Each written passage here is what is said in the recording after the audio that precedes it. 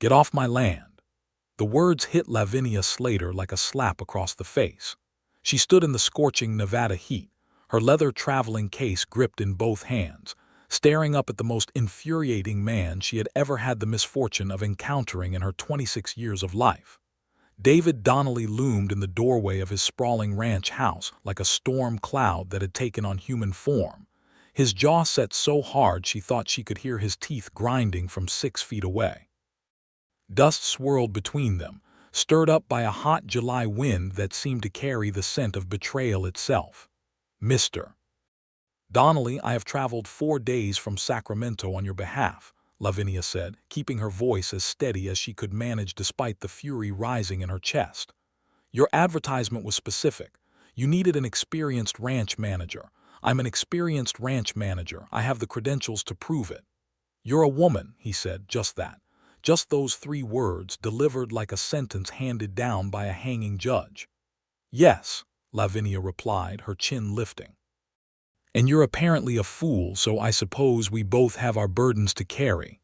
She watched something flicker behind his dark eyes, surprise perhaps, or the first trembling edge of respect. But it vanished just as quickly as it had appeared, replaced by that stone wall of stubbornness that she would come to know all too intimately in the weeks ahead. "I don't hire women to run cattle operations," David said. "Nothing personal." "It is entirely personal, Mr. Donnelly. You are looking at my face and seeing a limitation that does not exist. Your advertisement said nothing about requiring a male applicant. It said you needed someone who understood cattle rotation, water rights, hired hand management, and seasonal planning. I understand all of those things better than anyone you will find within 200 miles. He folded his arms across his chest. The movement pulled the worn fabric of his blue work shirt tight across his shoulders, and even in her indignation, Lavinia noticed that David Donnelly was built like a man who had never spent a single idle hour in his life. His hands were scarred. His face was weathered by sun and something else, something deeper, a grief that lived just behind his eyes like a ghost that had moved in and refused to leave. "I've turned away 7 men since spring," he said. "Didn't suit the job. I'm not about to make an exception because you came a long way." "Then you'll keep losing cattle," Lavinia said quietly. "And your North Pasture water source will go dry by September without proper channel management. And your hired hands, what few you have left after word got around that you're impossible to work for, will be gone by harvest time." The silence that dropped between them was enormous. It was the kind of silence that carries weight, the kind that means something important is being decided without a single word being spoken. David Donnelly stared at her. Lavinia stared back. She had not always been this fearless. There had been a time when she would have turned around, walked away, told herself that a closed door was simply a sign to find another one. But that time had died with her father's ranch in California 3 years ago, when drought and debt had swallowed everything her family had built over 2 generations. The day she had watched strangers carry out her father's furniture, watched his rocking chair disappear into the back of a wagon, something had calcified inside Lavinia Slater. She had decided, in that moment of devastating loss, that she would never again depend on someone else's permission to survive. She had learned everything she could about cattle ranching. She had worked for 2 different operations in California's Sacramento Valley, first as a record keeper, then as a deputy manager, earning the trust of men who had initially laughed at the idea of a woman knowing anything about beef cattle and water tables. She had learned their laughter always faded once the ledger books balanced and the herd came in healthy. And now she was here in Elko County, Nevada, in the summer of 1879, standing in front of a man whose stubbornness was apparently legendary across 3 counties, holding 4 days of travel in her tired bones and a fierce, unbreakable conviction in her heart. "How do you know about the North Pasture water source?" David asked. His voice had changed, still guarded, but the edge was different now, curious. "Because before I left Sacramento, I wrote to the county land office and obtained a survey map of this property. Your watershed feeds from the eastern ridge, and in a dry year, which this clearly is given the state of your grazing grass, the natural diversion toward your north pasture can slow to almost nothing by late August. You need a secondary channel dug now, while the ground is still workable. By October, it's too late. Something moved across his face that she could not quite name. It was not quite anger anymore, and it was not yet acceptance. It was something more complicated than either. "Come inside," he said finally. Those two words were not an invitation. They were barely even a concession. But they were all Lavinia needed. She picked up her case and followed David Donnelly through the door of the Donnelly ranch, and the story of them, the story that would rewrite both of their lives, began in earnest. The interior of the ranch house was large and functional and deeply lonely. Lavinia could feel the loneliness the moment she stepped inside, the way you feel a temperature change when you walk from sunlight into shade. There were no curtains on the windows. The furniture was solid and practical and utterly joyless. The kitchen had the look of a room that was used only for necessity, nothing simmering, no herbs hanging from the rafters, no evidence of anything being cooked with the slightest pleasure. David gestured for her to sit at the heavy oak table.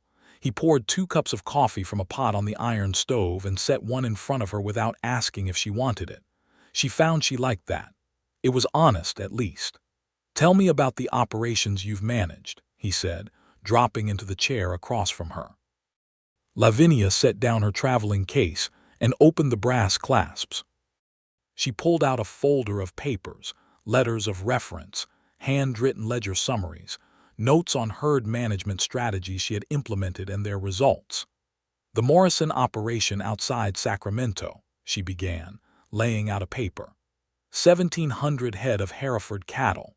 When I took over the management structure in 1876, they were losing roughly 12% of the herd annually to poor grazing rotation and disease. By 1878, that figure was down to 3%. I implemented a 4-pasture rotation system, arranged for a veterinarian from Sacramento to make quarterly visits, and renegotiated their hay contracts to reduce winter feed costs by $30 per month. David reached out and picked up the letter from Charles Morrison, read it slowly and carefully. His dark brows drew together as he read. Not in skepticism, she realized. In concentration. "And after that," he asked. "Cartwright Brothers outside Folsom. Smaller operation, about 800 head, but more complex because of the property layout. Multiple water sources, some of them contested by a neighboring claim. I helped resolve the water rights dispute through the county court, which Mr. Cartwright had been trying to do for 2 years on his own without success." David looked up at her then. Really looked at her, not the way he had at the door, with his defenses pulled up like a drawbridge. He looked at her the way a man looks at a thing that refuses to fit the category he has already assigned it. "You're not who I expected," he said. "You expected no one," Lavinia replied. "You haven't hired a manager in how long? 18 months, based on what I heard in town." The muscle in his jaw twitched. "People in Elko talk too much. People everywhere talk. The question is whether you listen." She folded her hands on the table. "Mr. Donnelly, I am not interested in persuading you to like me.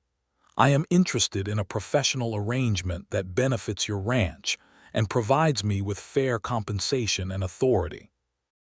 I need full authority, not a title with someone second-guessing every decision I make.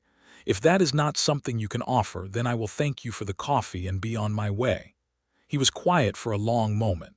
Outside, the Nevada wind pushed against the window glass, and somewhere in the distance, one of his cattle lowed, a long, mournful sound. "Full authority," David repeated slowly. "Over what?" "Everything. Pasture management, hiring and dismissal of hands, feed and supply purchasing, scheduling, veterinary arrangements, water infrastructure, everything. That's the whole ranch." "Yes," Lavinia said. "That is correct." The look he gave her then was one she would remember for the rest of her life. It was the look of a man standing at the edge of something he was afraid of, not because of what lay below, but because of how badly he wanted to jump. "You want to oversee my entire ranch," he said. "I need to oversee your entire ranch," she corrected. "Partial authority doesn't work. If I'm responsible for the results, I have to be responsible for the decisions. That is not a negotiable condition." David stood up from the table abruptly. He walked to the window and stood with his back to her, looking out at the land that stretched to the horizon in every direction. Lavinia watched the tension in his shoulders, the rigidity of a man who had been carrying something heavy for a very long time. "I had a manager before," he said, and his voice was quieter now, stripped of its earlier aggression. "Fellow named Garrett, came with good references, said all the right things." Lavinia waited. "Sold 40 head of my cattle to a buyer in Utah without my knowledge, kept the money. By the time I discovered what he'd done, he was 3 states away." David turned from the window. $3,200 gone. There it was, the hidden wound, the betrayal that had closed him off like a gate locked from the inside. "I am sorry that happened," Lavinia said. She meant it. "It was a terrible thing to have done to you, and I understand why it has made trust difficult." "It hasn't made trust difficult," David said flatly. "It has made trust impossible."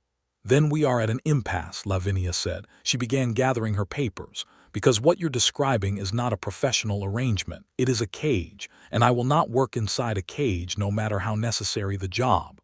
"I didn't say I wouldn't hire you." She paused. "Then what are you saying?"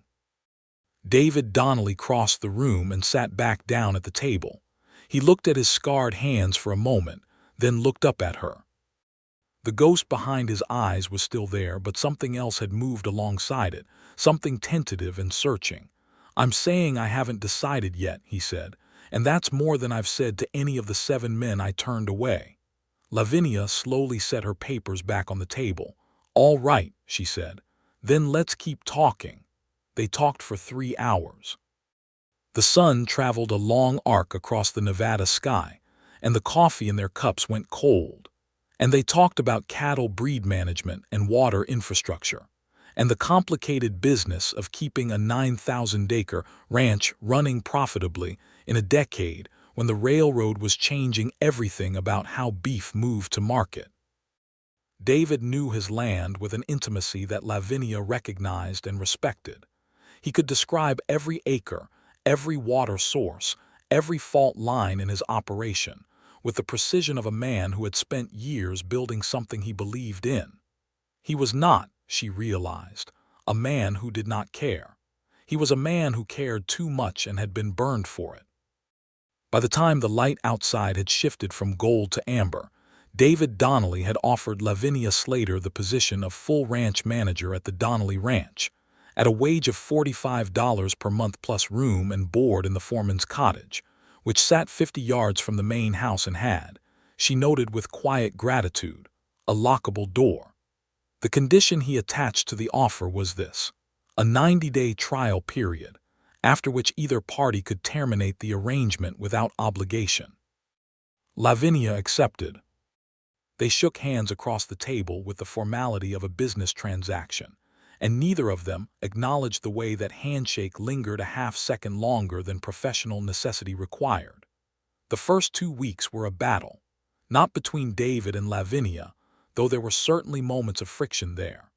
The battle was between Lavinia and the 4 ranch hands who had survived David's impossible standards and were now faced with the prospect of taking orders from a woman. There was Pete Hadley, in his mid-30s, who had been a cattle drover since he was old enough to ride, and who greeted Lavinia's first morning briefing with his arms crossed and his eyes on the middle distance, as though she were speaking in a language he had chosen not to understand.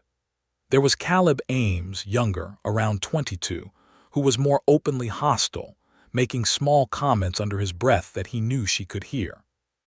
There was an older hand named Rufus, who was quiet and watchful and gave Lavinia no trouble but no assistance either, seeming to wait to see which way the wind would blow before committing himself.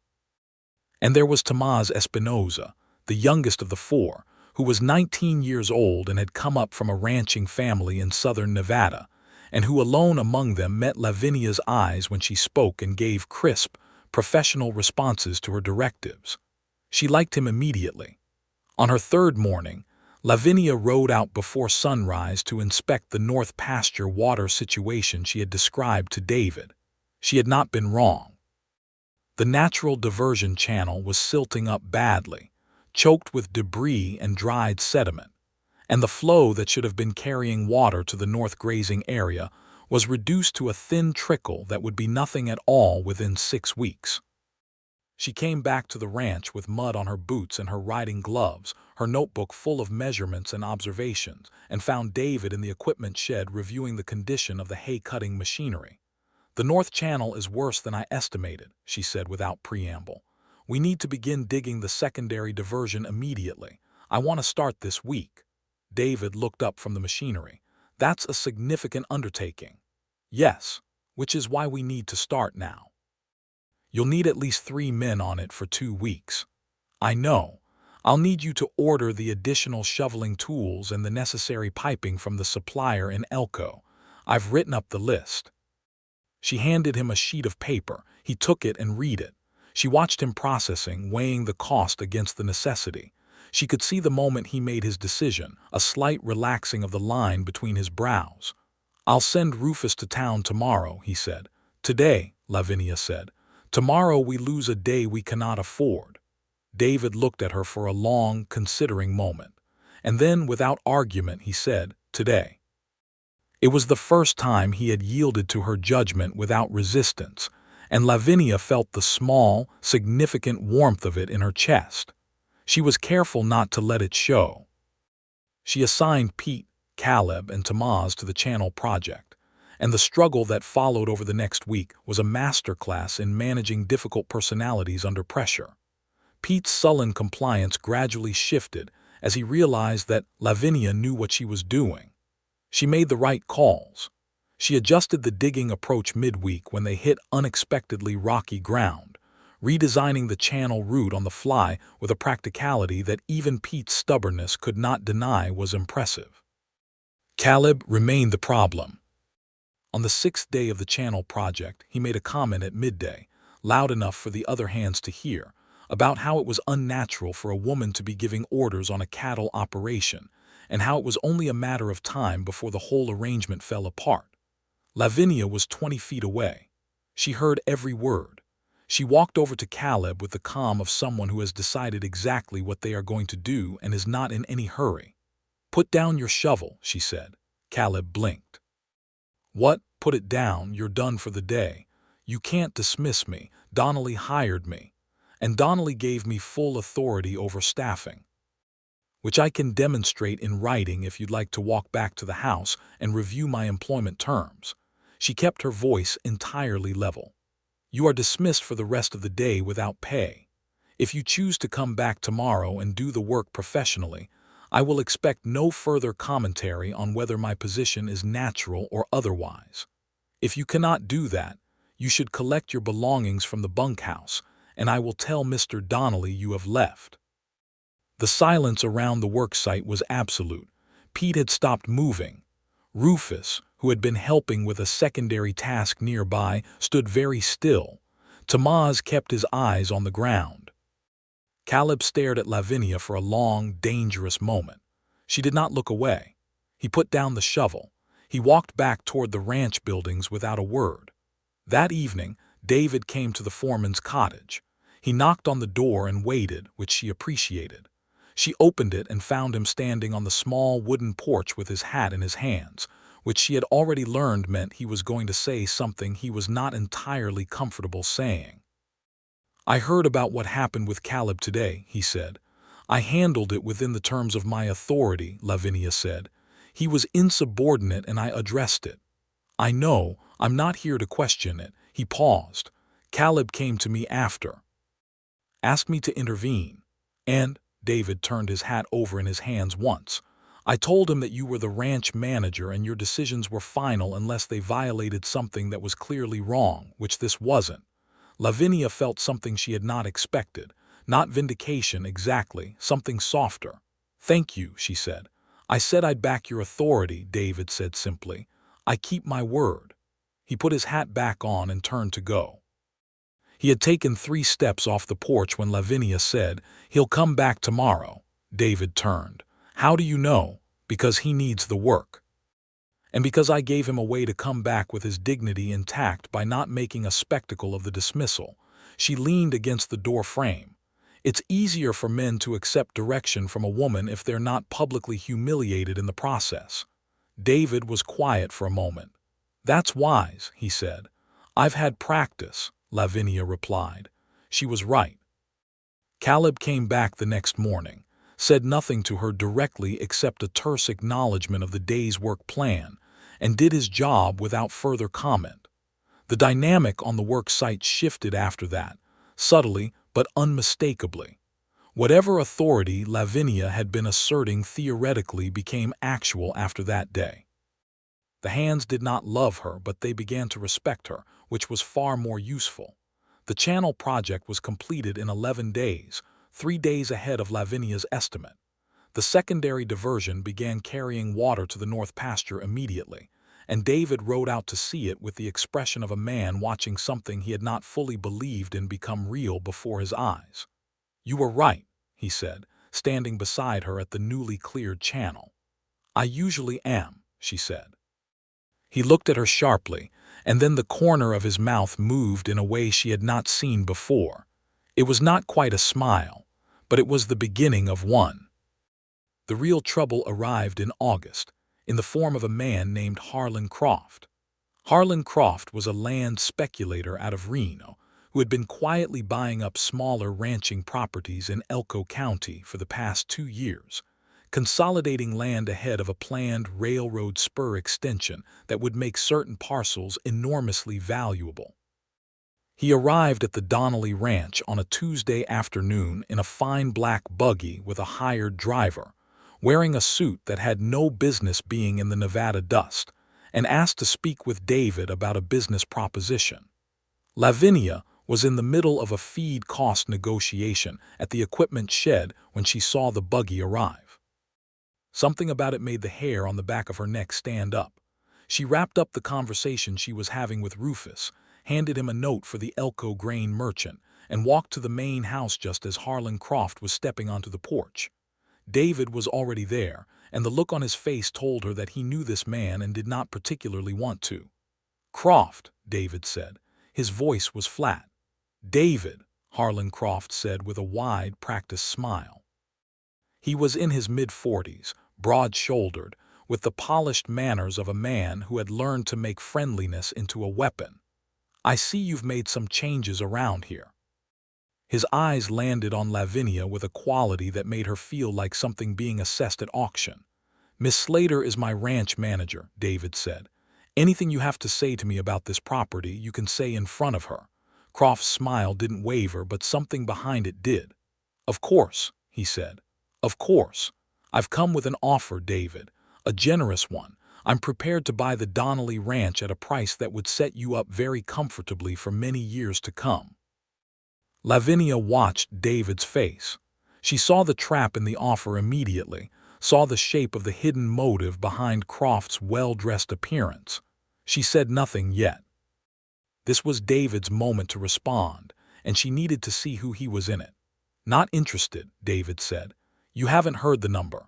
Doesn't matter. This land has been in my family for 20 years. It's not for sale. Harlan Croft turned his smooth smile toward Lavinia. Perhaps your manager has a more practical perspective. Miss Slater, isn't it? A woman in your position must understand the value of a secure financial outcome over the uncertainty of agricultural investment. A woman in my position, Lavinia said carefully, understands that Elko County land values adjacent to the proposed railroad extension are approximately 4 times what they were 3 years ago, and will be higher still in another year. Mr. Donnelly selling now would be selling at a deliberate disadvantage. I am confident Mr. Donnelly understands that as well. The smile on Harlan Croft's face became something colder and more honest. You're well informed. That is my job, Lavinia said. David looked at her.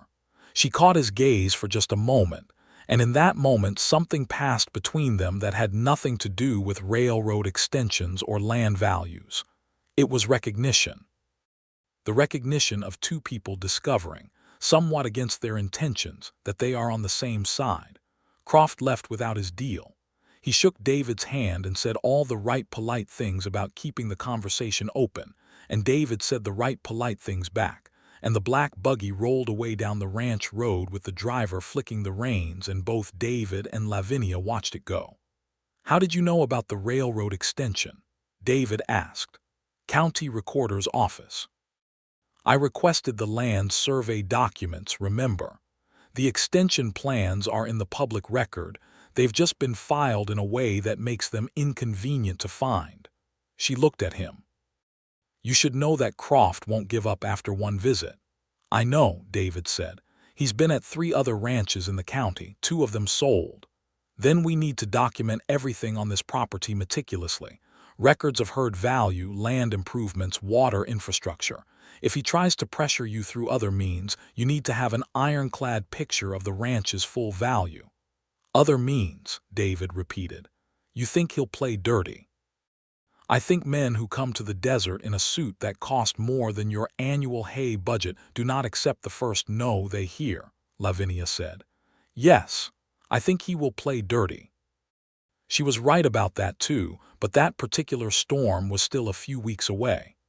In the meantime, something was happening between David Donnelly and Lavinia Slater that neither of them had authorized, expected, or particularly knew how to navigate. It started with the evenings. The Nevada evenings in that summer of 1879 were extraordinary things. The sky turning colors that seemed too extravagant to be real, deep purples and burning oranges, and sometimes, on the clearest nights, a green that lasted only seconds before the stars came out in force. Lavinia had developed the habit of sitting on the small porch of the foreman's cottage after supper, reviewing the day's notes and preparing the next morning's directives. It was her quiet hour, the only part of the day that belonged entirely to her. She had the habit for a week before she realized that David had developed a parallel habit of sitting on the main house porch at the same hour, ostensibly with a book or his own paperwork, but spending a considerable amount of time looking at the same sky. They were 50 yards apart. They had not discussed it, but the awareness was there, a soft and persistent presence, like the sound of water you can hear but not yet see. One evening in the 3rd week of August, a rainstorm moved in from the west. Not the long, gentle kind, but a Nevada storm, abrupt and fierce, the sky cracking open with lightning while the first fat drops were still hitting the dust. Lavinia grabbed her papers and made for the door of the cottage, but in her hurry she dropped the water rights file she had been reviewing, and the pages scattered across the porch and into the muddy yard. She scrambled after them with an unladylike oath. She was glad no one could hear above the thunder. But someone appeared beside her in the driving rain. David, who had apparently seen the disaster from his porch and crossed the yard without his hat or his jacket, crouching in the mud to gather wet pages with her. They collected the papers together on their hands and knees in the rain, shouting brief directions to each other about which page had blown where, and by the time they had retrieved everything, they were both completely soaked through and breathing hard from the effort. They stood on the cottage porch out of the worst of the rain, dripping, holding the limp and damp papers between them, and Lavinia looked at David and David looked at Lavinia, and they both started laughing at the same moment. It was the unguarded laughter of people who have forgotten to be careful, and it lasted longer than it had any right to. "The water rights documentation," Lavinia said, still laughing, holding up a thoroughly waterlogged page. "Entirely appropriate that it got rained on." "Is it salvageable?" David asked. "I'll copy it out again in the morning. I remember the content." She looked at him, his dark hair plastered flat by the rain, water running down the lines of his face. He looked younger like this, she thought. The ghost behind his eyes had retreated. "You didn't have to do that. The pages would have been in 3 counties by morning." "Yes, but you didn't have to come out in the storm for them." He looked at her for a moment with an expression she was starting to learn. It was the look he wore when he was deciding whether to say something true or something safe. He said nothing, which was, she realized, its own kind of answer. "Come inside," she said. "I'll make coffee. You'll catch a cold standing there soaking." The cottage's interior was modest but warm. Lavinia had made small changes to it in the weeks since her arrival, nothing extravagant. A pieced quilt on the sitting room chair, a small bunch of dried sage on the windowsill, her books arranged on the shelf by the fireplace. Enough to make it feel inhabited rather than merely occupied.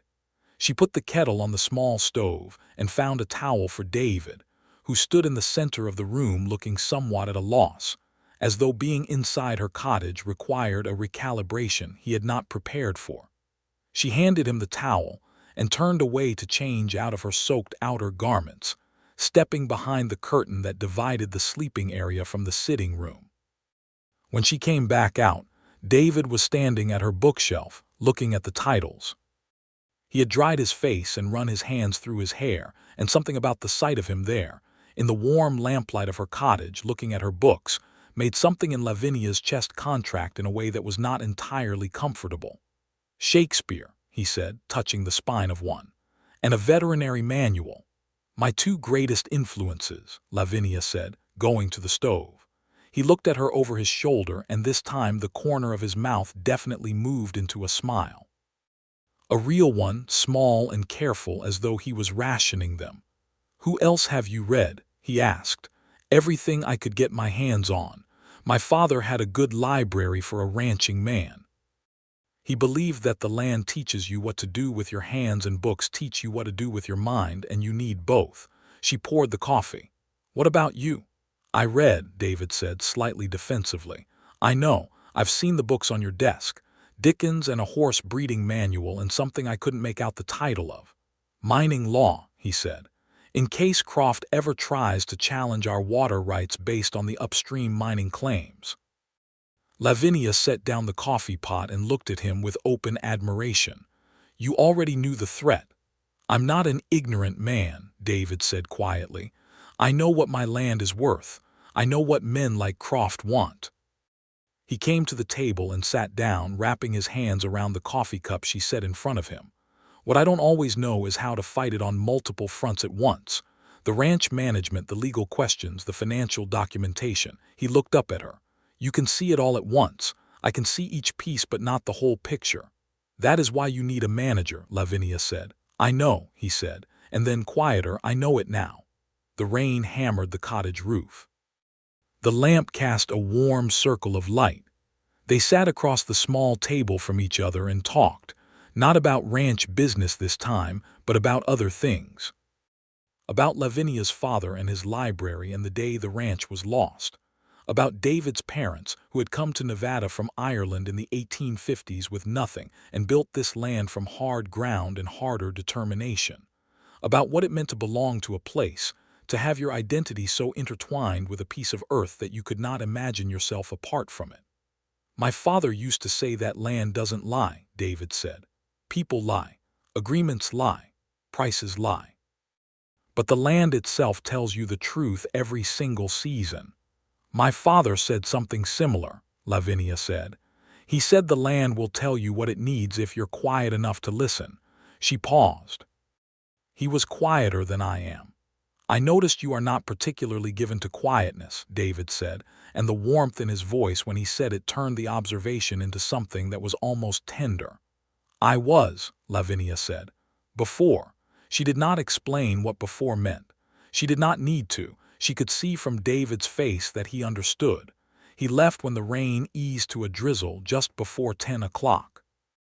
At the door of the cottage, he paused with his hand on the frame and said, without looking at her directly, "Thank you for the coffee."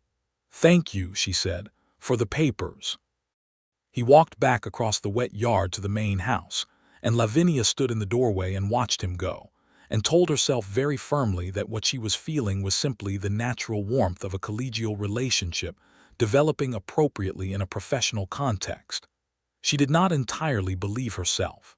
September arrived with a shift in the air, that first whisper of autumn that you feel in the Nevada high desert like a turning page. The herd count came in healthy. The North pasture water situation was stable. The hay stocks were in better shape than they had been the previous year, thanks to the renegotiated grain contracts Lavinia had arranged with the Elko merchant. And Harlan Croft came back. He did not come in a fine buggy this time. He sent a letter which arrived on a Wednesday morning addressed to David, which David opened and read and then brought to Lavinia without a word, setting it on her desk in the cottage. She read it carefully. Croft was claiming that a boundary survey conducted in the 1860s, when the ranch had been originally registered, contained an error that potentially placed a strip of the Donnelly Ranch's eastern quarter on land that Croft had subsequently purchased from the county. He was suggesting, with the velvet-gloved language of someone who had been doing this for years, that this was a matter that could be resolved privately and amicably through a land swap arrangement that would, coincidentally, require David to cede approximately 800 acres of the ranch's most productive eastern grazing land. It was, Lavinia recognized immediately, a sophisticated trap. "This is fabricated," she said. "I know," David said. He was standing in the doorway of the cottage, and the ghost was back in his eyes, but angrier now. "He's betting that you don't have the original survey documents readily available, and that a legal challenge would be expensive enough to make the swap seem like the easier option. Do we have the original documents?" Lavinia went to the filing cabinet she had organized in her first week. She found the original ranch registration papers, the 1861 boundary survey, and the subsequent county filing from 1863 within 3 minutes. "We have everything," she said. "And the boundary survey is unambiguous. The eastern line runs along the Dry Creek bed, which is marked on every county map since before the war." She looked up from the papers. "This will not stand up to any scrutiny whatsoever." "But it will cost time and money to prove that," David said. "Yes, which is exactly what he wants." Lavinia sat back in her chair. "We need a lawyer. Do you have one you trust?" "There's a man in Elko, Samuel Bright. He's handled my property filings before. Send for him today, not by letter, by rider. I want him here by the end of the week." David nodded slowly. "Lavinia," he said, and the use of her first name stopped her.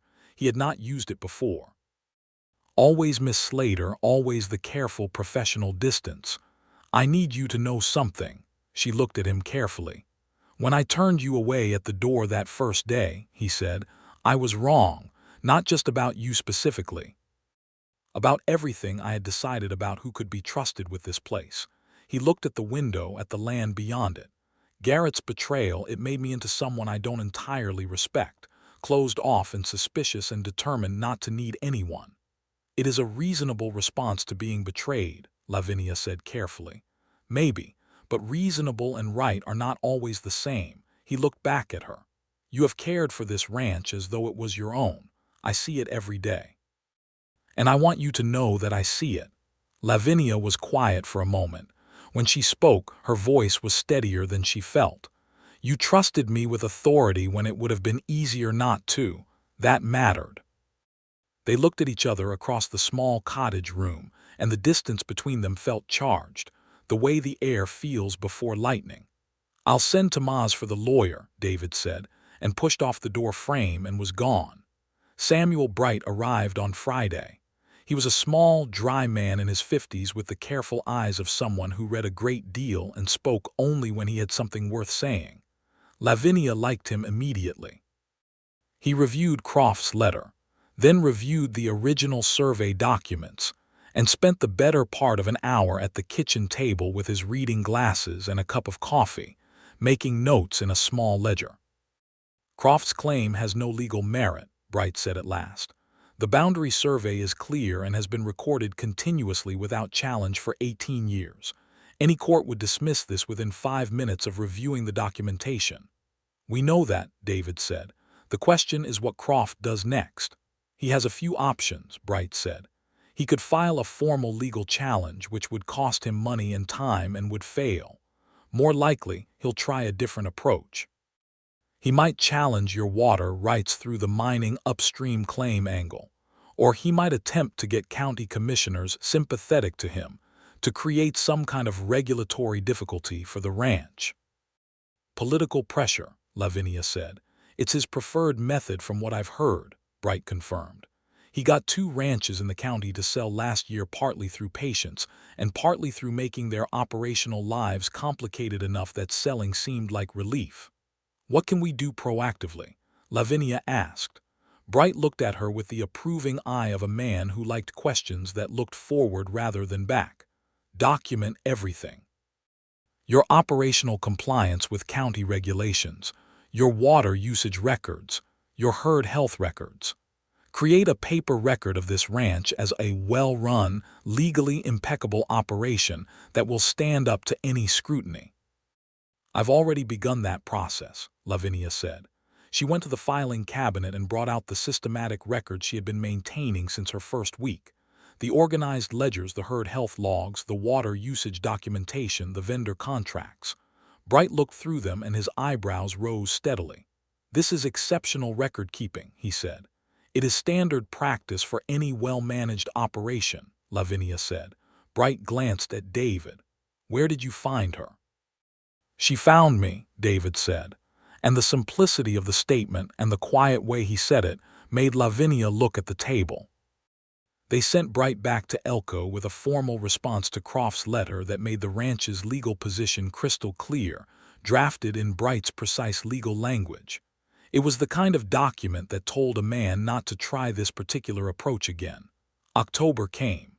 The autumn grass was pale gold across the ranch, and the mornings had an edge to them that required a jacket. The herd was strong. The channel project continued to hold. The ranch hands had settled into a professional relationship with Lavinia that, while not warm, was functional and respectful. Pete had become something approaching an ally, reliable and competent. Caleb had become merely quiet, which was sufficient.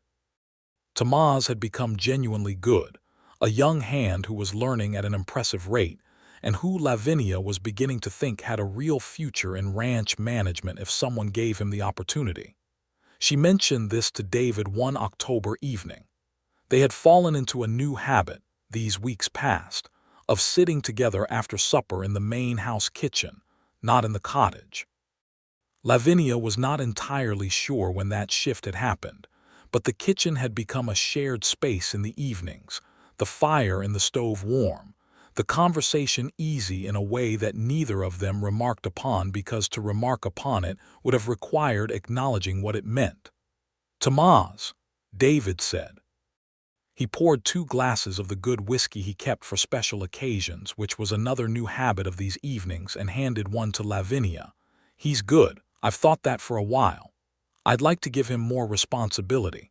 Start him on learning the herd management side, not just the physical labor. He has the intelligence for it. You're investing in him, David said.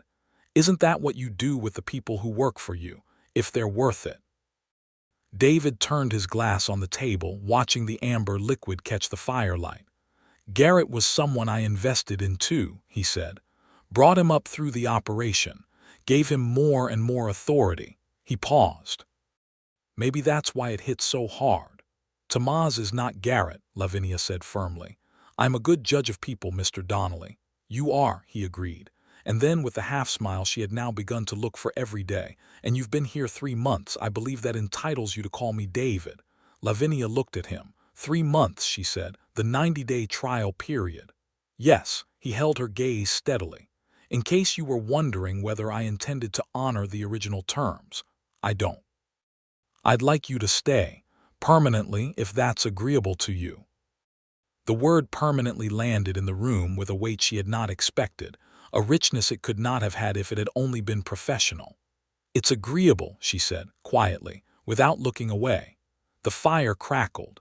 Something settled between them, warm and irrevocable. It was the following week that everything nearly fell apart. Harlan Croft, having failed with the legal boundary maneuver, had indeed moved to his next approach.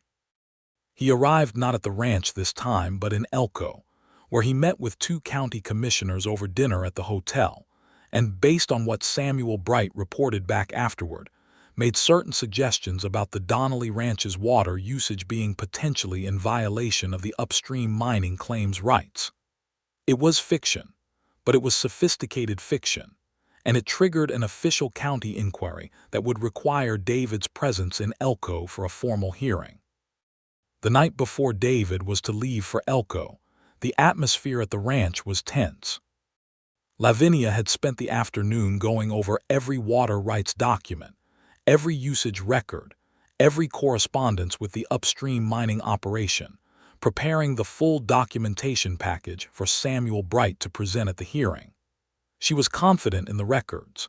She was less confident in the commissioner who had agreed to hear the case, a man named Aldrich who had the reputation of being susceptible to Croft's particular kind of persuasion. David found her at the cottage desk at 9 in the evening, surrounded by documents. He knocked and she called him in, and he sat in the chair by the window and watched her work for a moment. "You should sleep," he said.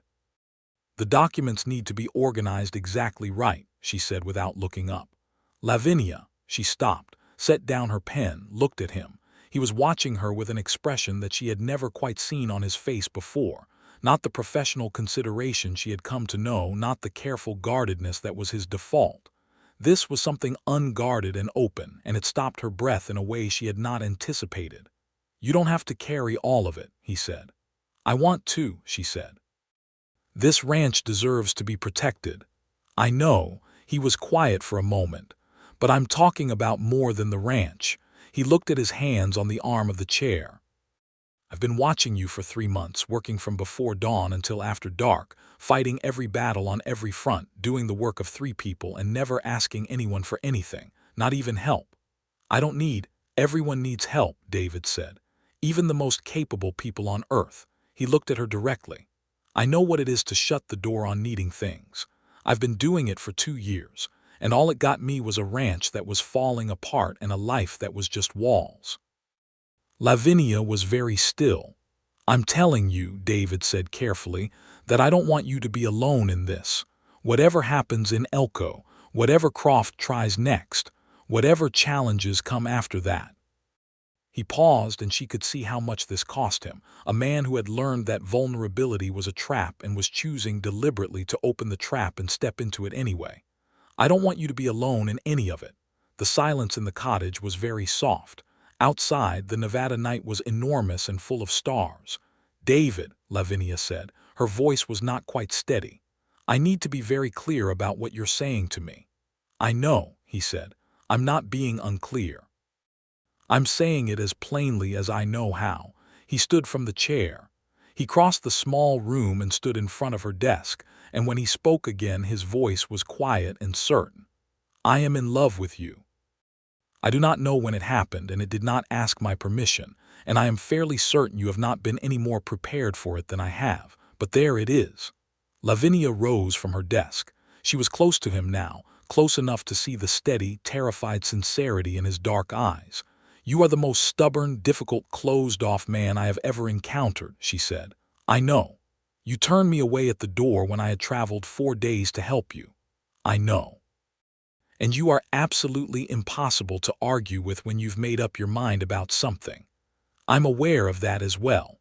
The corner of his mouth moved. "I am also," Lavinia said, her own voice dropping, "entirely in love with you. Since somewhere around the 3rd week, I think, when you backed my authority in the matter of Caleb without being asked." He raised his hand and touched her face, very gently, the rough calluses of his palm against her cheekbone, and she leaned into it just slightly, the way a person leans into warmth they have been cold without for a long time. He kissed her carefully and completely, and she kissed him back, and the stars outside the cottage window were indifferent to the whole business in the best possible way. When they separated, David rested his forehead against hers for a moment. She could feel him breathing. "I still have to go to Elko tomorrow," he said. "Yes," she said. "And you are going to win that hearing because I have prepared documentation that would convince a court in Washington." She pulled back enough to look at him. "But David, when you come back, we need to have a serious conversation." "About what?" "About what this means for my professional arrangement here. I will not allow our personal circumstances to muddy the professional lines. I need my authority to remain intact. If anything changes in how the hands regard my decisions because of our relationship, it will compromise my ability to do the job." He looked at her steadily. "I understand. And I agree, nothing changes professionally. You are the ranch manager, full stop." "Good," she said. "Good," he said, and smiled at her, a full, real smile, one that took years off his face and chased the ghost entirely out of his eyes. He went to Elko the next morning with Samuel Bright and the full documentation package, and Lavinia ran the ranch and waited. The hearing took 2 days. On the evening of the second day, a rider came back to the ranch ahead of David with a message in Bright's handwriting. The water rights challenge had been dismissed in its entirety. Commissioner Aldrich, faced with 18 years of unimpeachable records and a legal argument without a single credible foundation, had had no choice. The Donnelly Ranch's water usage was confirmed as lawful and properly established. Lavinia read the note twice and then went out into the October evening and stood in the cooling air and felt something release in her chest that had been knotted there for weeks. David arrived home the following afternoon. He rode up the ranch road on his bay horse and dismounted in the yard, and Lavinia was there, having seen him coming from a quarter-mile out. He handed his reins to Tamaz and walked to her and said simply, "Done." "I know," she said. Bright sent word. He looked at her across the yard with all the hands within possible viewing distance and all the propriety that required and said, "I believe there was a conversation we were going to have." "Tonight," she said. "Dinner." "I'll cook," he said. "Don't argue." She did not argue. He cooked an extraordinary dinner for a man who had shown no prior evidence of being able to cook anything. A proper meal, beef and vegetables from the kitchen garden, cornbread that came out of the oven perfectly browned, coffee afterwards that was not burned for the first time in her memory of the ranch's coffee. "Where did that come from?" she said, gesturing at the meal. "My mother," he said. She believed no one should be helpless in their own kitchen. She taught all of us, me and my brothers. "You have brothers, too. One in California, one in Colorado, we write." He set down his fork. "Lavinia, I want to ask you something, and I want to ask you to answer it honestly, even if the honest answer is not what I'm hoping for." She set down her fork too. "All right. I want to ask you if you would consider making this arrangement permanent in every sense." He looked at her across the table and his dark eyes were absolutely clear, all the defenses gone. "Not just professionally, in every sense." Lavinia looked at him for a long, considered moment. "I am going to tell you something," she said. 3 years ago, when my father's ranch was lost, I made a decision. I decided I would never again allow my existence to depend on someone else's goodwill. I would build something of my own, sustain myself by my own capability, never need anyone in a way that could be used against me. David was very still. "And then I walked through your door," Lavinia continued, "and you were the most infuriating man I had ever met. And you had a ranch that was struggling and a water situation that was about to become a crisis and hands who were 3 weeks from walking off the job. And something in me recognized immediately that I could fix all of it. Not because it was a challenge to my professional pride, but because I cared about this place. From the first moment." She looked at the window at the night beyond it. "I do not think that was an accident." "No," David said softly. "I don't think so either. I am still going to need my authority to remain intact. I am still going to need to be the ranch manager on professional terms, not just the rancher's wife who is allowed to help." "The rancher's wife," David repeated, and there was something in his voice that made Lavinia's heart do something undignified. "That is what you are asking, isn't it?" she said. "It is exactly what I'm asking." Lavinia looked at him across the table. The firelight was warm. The dinner had been extraordinary. Outside the window was 9,000 acres of Nevada land that she had come to know as well as she knew her own hands. "Yes," she said. "On those conditions, yes." The look on David Donnelly's face in that moment was not dramatic. He did not leap from his chair or sweep her up in an extravagant gesture. He simply looked at her, and what was in his face was so complete, and so quiet that it was more moving than any grand gesture could have been. He reached across the table and took her hand. They married in November of 1879 in the small white church in Elko on a cold, brilliant Saturday morning. The ceremony was simple and attended by Samuel Bright, who served as witness, by the 4 ranch hands including Tamaz, who stood very straight in a good shirt, and by David's mother, who had taken the train up from Sacramento, where she now lived with David's older brother, and who embraced Lavinia with the warmth of a woman who recognized someone she had been hoping to meet. Margaret Donnelly was in her early 60s, a compact Irish woman with David's dark eyes and a manner that was direct and warm in equal measure. She pulled Lavinia aside before the ceremony with the no-nonsense efficiency of someone who had not much time for ceremony. "My son has been alone too long," she said. "It does things to a person, makes them difficult." "I am aware," Lavinia said. Margaret looked at her carefully. "You're not afraid of it?" "No." "Good." Margaret patted her hand. "He loves this land more than anything he's ever had to describe aloud. If you understand that, you'll understand him." "I think I do," Lavinia said. "I think you do too," Margaret said, and smiled and went to find her seat.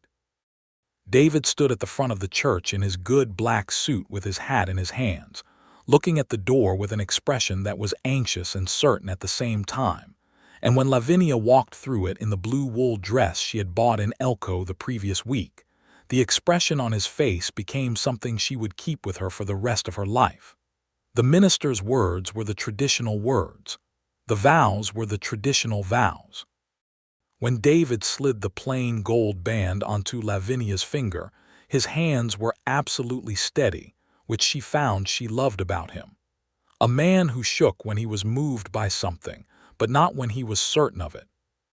After the church there was a dinner at the hotel in Elko, modest and warm, and Margaret told stories about David's childhood that made Lavinia laugh and made David look at the ceiling, with the patient suffering of a man who knows he is not going to win this particular battle.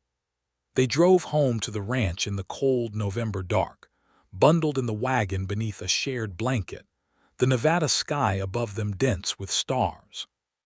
David held the reins with one hand and kept his other arm around her shoulders, and neither of them said very much.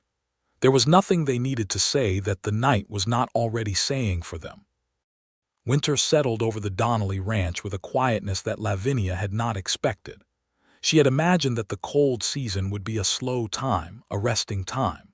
She discovered instead that winter on a Nevada ranch was simply a different kind of busy, the work of keeping the herd healthy through the cold, managing the hay stocks, keeping the water sources from freezing, planning the spring rotation and the breeding schedule. She worked, and David worked. And in the evenings they sat together in the main house kitchen, which was now fully Lavinia's kitchen as well, and the room looked different. There were curtains on the windows now.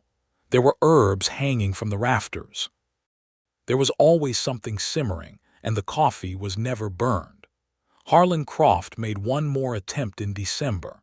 He sent a letter not to David this time, but to several of the surrounding landowners, making insinuating statements about the Donnelly Ranch's management practices that were clearly designed to create local friction. Lavinia drafted the response herself, a factual and precise rebuttal that was signed by David but constructed by her, and sent copies to the county recorder's office, the regional land board, and Samuel Bright with instructions to file it formally. Croft sent no further correspondence. By spring, word reached them through Samuel Bright that Croft had redirected his acquisition efforts to a different county altogether. Whether it was the legal preparedness of the Donnelly Ranch's defense, or the sheer cost-ineffectiveness of attacking a target that simply refused to be moved, or some combination of both, he was gone. The day they received that news, David found Lavinia in the barn going over the spring breeding schedule with Pete, who had, over the winter, become something approaching a genuine ally. "Crofts moved on," David said from the barn doorway. Lavinia looked up from the ledger. "Permanently." "Bright seems to think so. He's bought 3 parcels in Lander County. Lavinia felt a deep, clean satisfaction settle in her bones. She looked at Pete. Continue with the schedule I've outlined. I'll review it this afternoon. Pete nodded and went back to his work. Lavinia walked out of the barn to David, who was standing in the March sunshine with the look of a man feeling something he is not quite sure what to do with. "It's over," she said. "Seems like," he agreed. She looked out at the land, at the beginning green pushing through the winter-pale grass, at the mountains still capped with snow in the distance, at the clear water running through the secondary channel they had dug together in the heat of the previous summer. "I want to talk about the spring hiring," she said. "We need 2 more hands. The operation has grown enough since I came on that our current crew is underpowered." "All right," David said, "and I want to give Tamaz the deputy manager title and a raise." "Agreed." She looked at him. "You are not going to argue with any of it." "I'm a man who learns from experience," David said mildly. She laughed. He reached out and took her hand, standing beside her in the March sunshine, looking at their land. Spring came to the Donnelly ranch like a long-held breath released. The grass came in full and thick. The breeding program Lavinia had planned produced a strong calf season, better than the ranch had seen in 3 years according to the records she had inherited. The 2 new hands they hired in April, brothers named Hector and Luis Garza from a family of ranch workers near the California border, were skilled and reliable and integrated well with the crew. Tamaz, given his new title and responsibilities, grew into them with a seriousness that made Lavinia deeply proud. There was a morning in late May when Lavinia was reviewing the herd count at the kitchen table and realized, with a jolt of realization that was not entirely unwelcome, that she had felt unwell for 3 mornings running. She sat with her coffee and her ledger and thought about this with the same careful, systematic attention she gave to every other problem she encountered.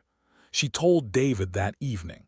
She had decided not to make a dramatic occasion of it, had told herself she would simply say it plainly and see what happened. She waited until after supper and said, "I believe I am with child." David went very still. He was sitting across the table from her, a map of the north grazing rotation spread between them, and his hand stopped moving, and he looked at her with an expression she had never seen on his face before. It was not the practical steadiness of the man who had held her hand without shaking on their wedding day. It was something undone and enormous and entirely unguarded. "Are you certain?" he managed. "I am not a physician," Lavinia said, "but I am fairly certain, yes." He stood up from the table and came around it and took her face in both his large, scarred hands and looked at her as though she were something extraordinary that had appeared in his life for the second time. "Lavinia," he said. "Yes, I know," she said. He kissed her, and it was the same quality of kiss as the first one in the cottage, careful and complete. They brought the doctor out from Elko the following week, a practical woman named Dr. Hatch who confirmed what Lavinia had already known and gave her a series of sensible directives about taking care of herself and not overdoing the physical demands of the ranch work. "I will not stop working," Lavinia told Dr. Hatch.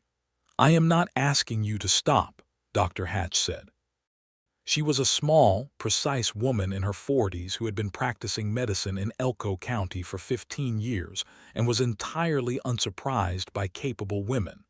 "I am asking you to be sensible about it, riding less in the later months, heavy lifting not at all." "I can arrange that," David said from the corner of the room, where he had been standing with his arms folded in the way he stood when he was trying very hard not to be overbearing. Lavinia looked at him. "The ranch does not run itself. It runs considerably better than it did a year ago," David said. "It can run for a few months with slightly less input from you and slightly more from Tamaz and the others." He was right, and she knew it, and she accepted it with a grace that cost her some effort. The summer of 1880 was the fullest one Lavinia could remember. The ranch hummed. The herd was healthy and numerous. The hands were a cohesive crew that required less daily management now that the systems Lavinia had put in place were established and running. She reduced her most physical activities and increased the documentation and planning work. the parts of the job she could do from the kitchen table or the porch, and discovered that the management of a well-organized ranch could be done from a chair with a ledger as effectively as from a saddle, as long as you had the right people in place. Tamaz was extraordinary. He managed the daily operations with a competence that made her proud, and a dedication that made her certain she had read him correctly from the very beginning. He came to her every morning with the previous day's report and the current day's plan, and their morning consultations became the heartbeat of the ranch's operations. David watched all of it with a quietness that was different from his earlier quietness. The earlier silence had been defensive, a wall. This was something open, a man who had stopped needing walls because the thing he had been defending against no longer threatened him. He was, Lavinia thought on a morning in August when she watched him ride out to check the north pasture fencing with Pete, genuinely happy. The ghost behind his eyes was not gone. It would probably never be entirely gone, but it had lost its occupation of the center of him. It lived in a corner now, small and no longer sovereign. She was happy too. It was a complicated thing to know about yourself when you had spent years being capable and driven and certain of your own sufficiency. To discover that sufficiency was not the same as fullness, that building walls against need was not the same as being strong. She had not lost herself in loving David Donnelly. She was more herself here, on this land, in this partnership, than she had ever been managing someone else's ranch with only her professional credentials to sustain her. In October of 1880, on a cool and clear Nevada morning, their son was born. He was a healthy, loud, red-faced boy who announced himself with a fury that made the doctor smile and made David, sitting outside the bedroom door, press his hand over his mouth. When the doctor came out and told him it was a boy and that both Lavinia and the child were well, David sat with his elbows on his knees for a moment and did not speak. "Mr. Donnelly," Dr. Hatch said, "you may go in." He went in. Lavinia was propped against the pillows, tired in a way she had never been tired before, with a complete and entire sense of having done something enormous, and the baby was in her arms, wrapped in the white blanket she had sewn in August with the careful, slightly lopsided stitches of a woman who had learned to do many things in her life, but had not previously attempted needlework at any serious level. David came and sat on the edge of the bed and looked at the baby for a long time without saying anything. "He has your eyes," Lavinia said. "He has your frown," David said. Lavinia looked down at the small, fierce, scrunched face. "He does not frown. He absolutely does.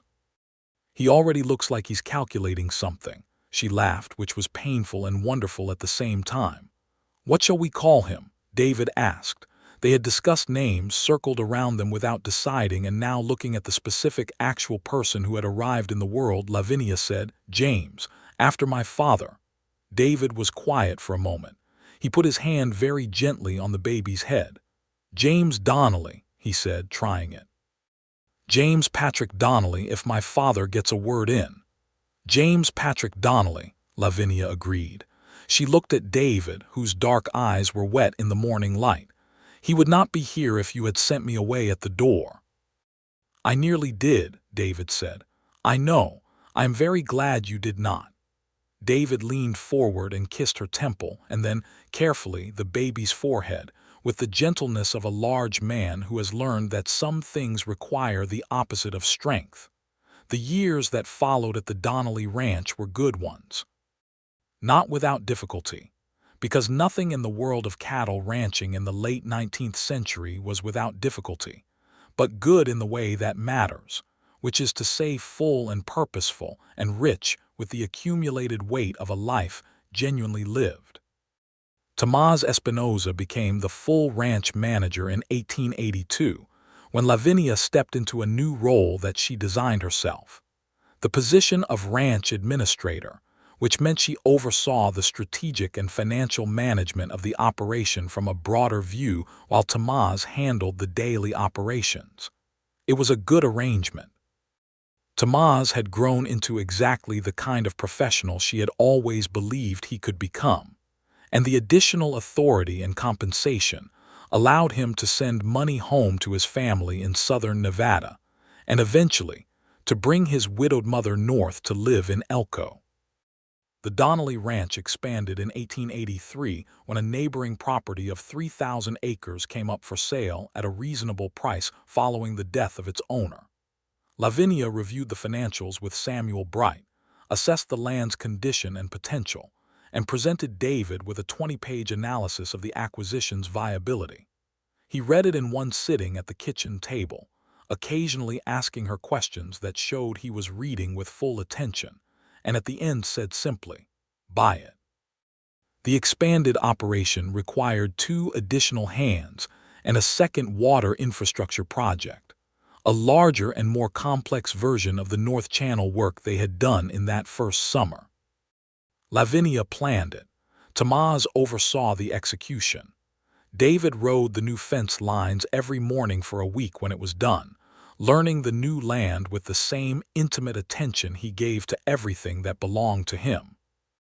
Everything that belonged to him now included Lavinia, and she to him, and James, who was 3 years old and had indeed inherited his mother's calculating eyes and his father's stubborn jaw, and who was already following the ranch hands around the yard in the mornings, with the concentrated determination of someone who has decided to understand a thing completely. "He is going to be a rancher," David said, watching James attempt to open the gate latch that was 6 inches above his reach. "He is going to be whatever he decides," Lavinia said. "But yes, probably a rancher." Their daughter arrived in 1884. She was born on a spring evening with considerably more efficiency than her brother, as though she had reviewed the process and determined where time could be saved. They named her Kathleen Margaret, for David's mother, who was still alive and still writing letters from Sacramento, with the brisk directness that Lavinia had loved since the first day she met her. Margaret Donnelly came to visit that summer and held her granddaughter with the practiced ease of a woman who had raised children in harder circumstances than these and had opinions about how it was done. She also held her grandson, who was by now walking with a purpose and had recently acquired a strong opinion about which horse in the stable was his favorite. "This is a good place," Margaret said to Lavinia one evening, sitting on the main house porch in the warm July air while David was doing the evening rounds, and the children were inside with the ranch cook, a capable woman named Mrs. Alvarez, who had come to work for them the previous year and had transformed the kitchen's output from functional to remarkable. "Yes," Lavinia agreed. "It was not before you came," Margaret said. She was not being sentimental. She was being factual, the Irish way. David was keeping this place alive, but he had stopped living in it himself, if you understand what I mean. "I think I do." "He needed someone who would not be frightened off by his stubbornness," Margaret said. She looked at Lavinia sideways with dark eyes that were exactly like her son's. "You were not frightened." "I do not generally see the point of being frightened by things I can outlast," Lavinia said. Margaret laughed, a full and genuine sound. "No," she said, "I can see that." The summer ended. Margaret went back to Sacramento on the train, and the ranch went back to its rhythms, which were now so well established and well run that they had a quality of reliability that Lavinia had worked toward for years. Good systems outlast individual effort. That was something her father had told her, and she had spent her professional life proving it true. In the autumn of 1885, Caleb Ames, who had been quietly and professionally working on the Donnelly Ranch for the past 5 years, since that first confrontation in the summer of 1879, asked Lavinia for a private word. He came to her office, which was now a proper room in the main house, organized and equipped, and stood with his hat in his hands with an expression that reminded her unexpectedly of David on their wedding day. Mrs. Donnelly," he said, "I want to say something I should have said a long time ago." Lavinia set down her pen. "All right. What I said that first summer about it being unnatural," he cleared his throat. "It was wrong of me, ignorant and wrong. You saved this ranch. Everybody here knows it, I know it." He turned his hat once in his hands. "I'm not looking for anything from saying it, I just wanted to say it. Lavinia looked at him for a moment. "I appreciate that, Caleb," she said. "More than you probably know." He nodded, put his hat back on and left, closing the door behind him with care. She sat for a moment after he was gone and felt the full, quiet satisfaction of something having come all the way around. 6 years from that first day. She thought about the woman who had stood in the Nevada dust with a leather traveling case and 4 days of travel in her bones, looking up at the most infuriating man she had ever met. She thought about how much she had not known yet, about the ranch, about David, about herself. She thought about the betrayal that had closed David off, and the loss that had hardened her, and how both of those things had been, in their terrible ways, necessary. How she would not have been who she was without the loss of her father's ranch, and how David would not have been who he was without the dark past that Garrett had given him, and how both of them had arrived at this place, this ranch, this life, carrying exactly what they needed to build something that neither of them could have built alone. That evening she found David in the barn checking the horses for the night, a last-round habit he never relinquished no matter how reliable the hands were. She stood in the barn doorway watching him move along the stalls, stopping to speak quietly to each horse, the way he always did, and felt the sharp, specific love of a woman who knows exactly who she is looking at. He turned and saw her in the doorway, and his face did the thing it always did. The thing she had first seen the beginning of on the porch of the foreman's cottage in a Nevada rainstorm. He looked at her as though she were something extraordinary that had appeared in his life and never left. "Everything all right?" he asked. "Everything is very good," she said. "I was thinking about the day I arrived." He came toward her down the barn aisle. "The day I told you to get off my land." "Yes, I was a fool," he said simply. "You were afraid," she corrected. "There is a difference." He reached her and stopped close, looking down at her with those dark eyes that had lost their ghost. "What made you stay?" he asked. It was not a question he had asked before in all the years, and she thought he was asking it now because enough time had passed that both of them could look at it clearly. "You," Lavinia said. "Not what I could do for the ranch. You." She thought about how to say the rest of it. "You cared so much, and it was so buried under everything else. The defensiveness, the stubbornness, the impossible standards. But underneath all of it, you cared about this land the way I had only seen my father care about his. And I thought, if a man who cares that much could be worked with, could learn to trust again, it would be worth the effort." David was quiet for a moment. "Worth the effort," he repeated, and the warmth in his voice when he said it was so complete. "Entirely worth it," she said. He kissed her in the barn doorway with the easy certainty of a man who has had 5 years of practice and has never once taken it for granted. Inside the house, James was trying to teach his sister some complicated game that she was too young to understand, but was participating in anyway with the good-natured determination of a child who refuses to be left out of anything. Mrs. Alvarez was doing something magnificent in the kitchen that involved the good spices. The lamp in Lavinia's office was still burning, waiting for her return.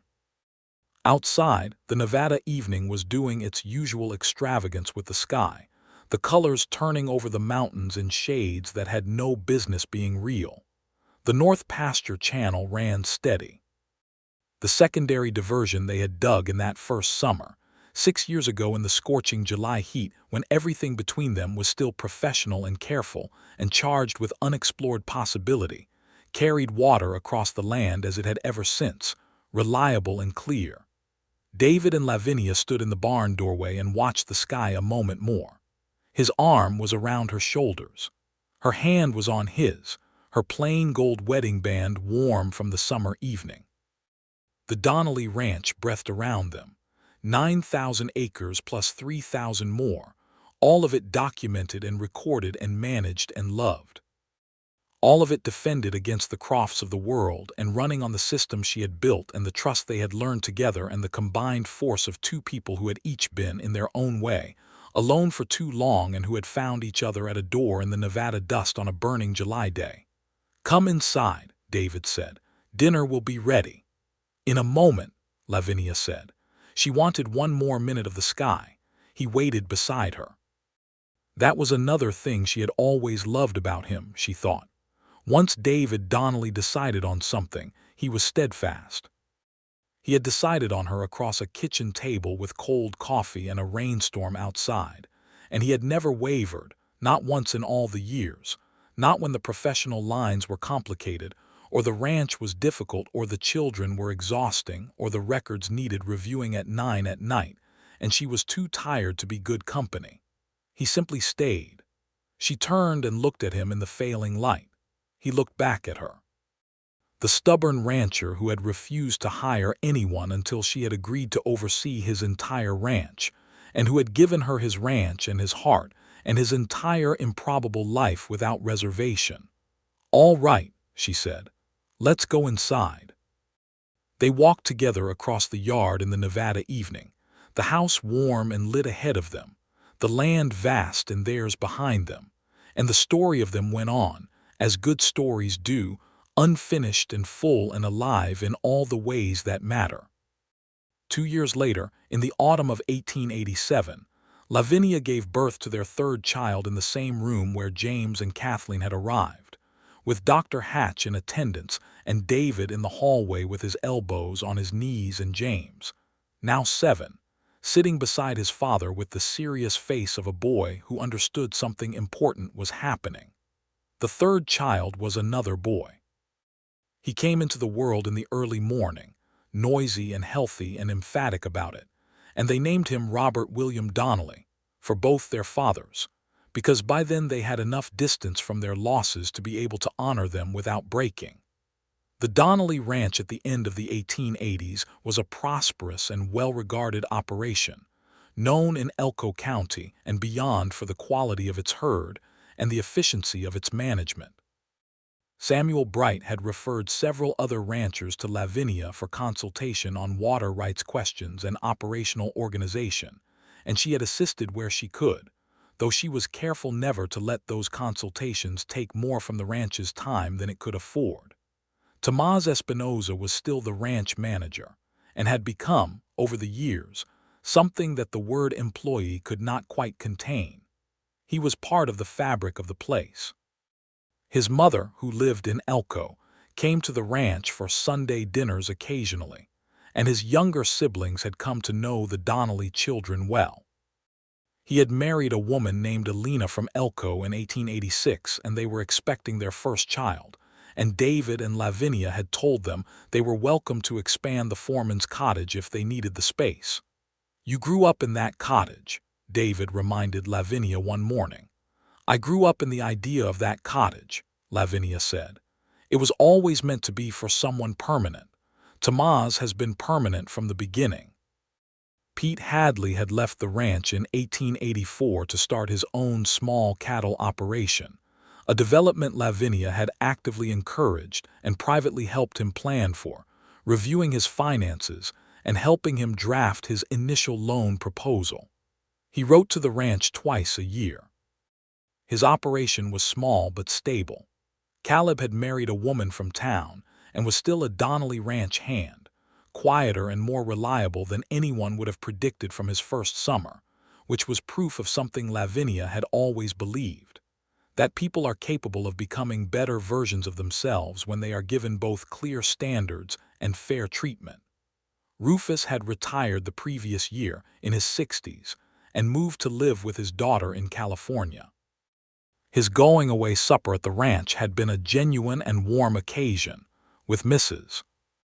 Alvarez making everything Rufus had mentioned in passing as his favorite over the years, and David presenting him with a generous severance that Lavinia had insisted on, and David had agreed to without needing to be persuaded. The Garza brothers, Hector and Louis, were steady fixtures of the operation, and Louis had shown a particular talent with the horses that Lavinia had encouraged by arranging for him to spend time with a horse trainer in Elko who had experience with breeding program management. These were the people of the Donnelly Ranch, its human geography as much as the pastures and channels and fence lines were its physical one.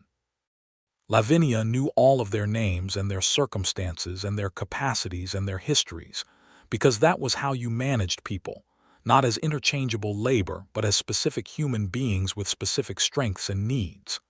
David knew this about her, admired it, and had learned from it. He was not a cold man underneath the defenses, never had been, but he had become a better employer in the years they had been together, more attentive to the people who built the ranch alongside him. On a morning in the spring of 1888, James Donnelly, who was 7.5 and growing fast, and had recently decided that he was old enough to be trusted with more ranch responsibilities, followed Lavinia on her morning inspection round for the first time. He was serious and quiet beside her, his small boots in the wet spring grass, watching everything she did with the concentrated attention of a child who is actually learning rather than merely accompanying.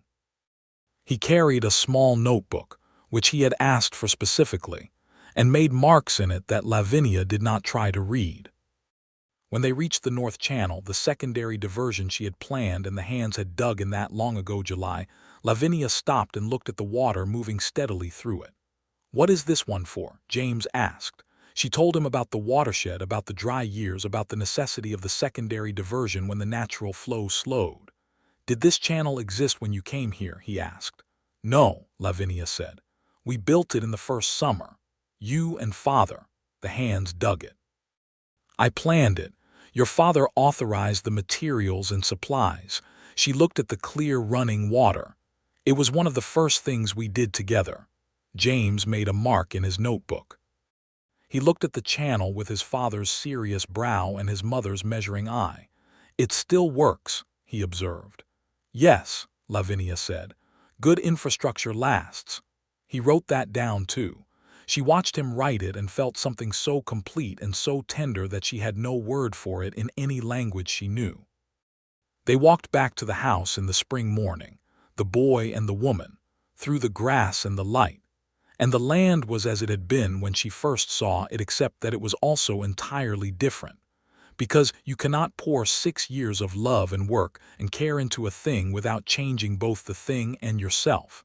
And both were changed now in all the right ways. David was on the porch when they came back, with his coffee and his morning habit of reviewing the previous day's numbers before the day began. He watched them come across the yard, the boy with his notebook and the woman who was the center of everything he had built his life around choosing to build, and his face was what it was now in the mornings, fully open, quiet with a happiness that had no performance in it. "How's the North Channel?" he called. "Running well," Lavinia called back. "James take notes." "Extensively." David looked at his son with a pride that was not loud. James held up his notebook with a dignity that was purely his mother's. They went inside. Mrs. Alvarez had breakfast ready. Robert was in his high chair engaged in a personal negotiation with a piece of bread. Kathleen, 4 years old and fully in possession of her personality, was explaining something to the cat with great conviction. The house was warm and full of noise and good smells.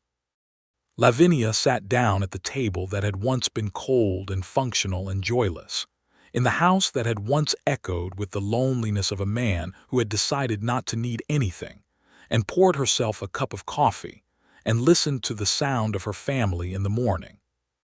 This was what she had not known, standing in the dust outside the door on that burning July day with her leather case in her hands and her professional credentials and her fierce determination to need no one's permission. She had not known that the end of that particular stubbornness, in both of them, was not weakness but arrival. David looked at her across the table. She looked back at him. The ghost was entirely gone from his dark eyes now. There was nothing in them but the present, which was enough, which was more than enough, which was everything they had built from a handshake across a kitchen table and a rainstorm and a water channel and a whole life's worth of trust slowly and exactly learned. Outside the window, the Donnelly ranch stretched to the horizon. The grass was good. The cattle were healthy. The water ran steady.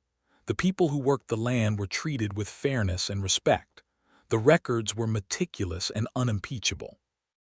The roof was sound, and the kitchen was warm, and the children were loud and alive, and the man across the table was looking at the woman across from him as though she were the best thing that had ever walked through his door. Which she was. which she always had been. From the very first stubborn, extraordinary, infuriating, perfect moment.